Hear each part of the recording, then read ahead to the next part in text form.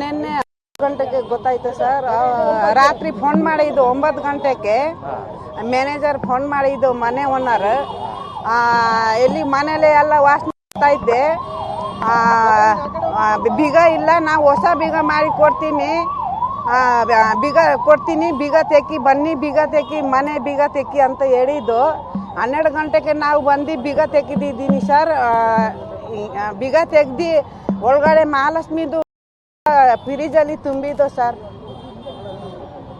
ಏನ್ ಕಾರಣ ಅಂತ ಹೇಳಿ ನಿಮ್ಮ ಮಗಳು ಲಾಸ್ಟ್ ಟೈಮ್ ಯಾವಾಗ ನೀವು ಭೇಟಿ ಮಾಡಿದ್ರಿ? ಅವರು ಲಾಸ್ಟ್ ನಮಗೆ ಇದು ರಾಖಿ ಹಬ್ಬ ದಿನ ಲಾಸ್ಟ್ ನೋಡಿದ್ದೆ ಸರ್. ಅವಾಗಂತ ಫೋನ್ ಸ್ವಿಚ್ ಆಫ್ ಬಂದಿದ್ದು. ಯಾರ ಮೇಲೆ ಡೌಟ್ ಇದೆಯಾ, ಯಾರು ಮಾಡಿದ್ದಾರೆ ಏನು ಅಂತ? ಏನು ಗೊತ್ತಿಲ್ಲ ಸರ್. ಅವರು ಫ್ರೆಂಡ್ಗಳು ಎಲ್ಲ ಏನು ಎಲ್ಲ ಗೊತ್ತಿಲ್ಲ ನಮಗೆ. ಆಮೇಲೆ ಅವ್ರ ಹಸ್ಬೆಂಡ್ ಕೂಡ ಒಂದಿಷ್ಟು ಹೇಳ್ತಾರೆ ಬೇರೆಯವ್ರ ಜೊತೆ ತುಂಬಾ ಕ್ಲೋಸ್ ಆಗಿದ್ರು ಅಂತ ಹೇಳಿ. ಅವ್ರ ಮೇಲೆ ಏನಾದ್ರು ನಿಮ್ಗೆ ಅನುಮಾನ ಇದೆ? ನೀವು ಅವ್ರನ್ನ ಯಾವತ್ತಾರು ನೋಡಿದ್ರೆ ಹೇಗೆ?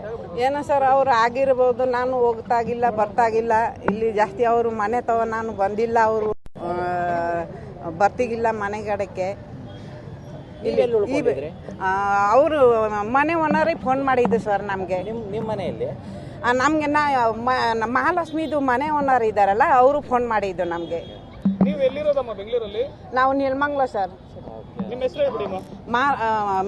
ಮೀನಾ ರಾಣಾ.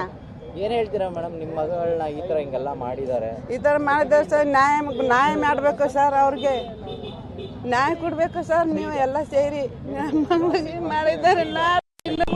ಮಗಳಿಗೆ ಮಾಡ್ತಾರೆ ಸರ್. ಆ ಥರ ಫೀಸ್ ತುಂಬ್ತಾರೆ ಸರ್.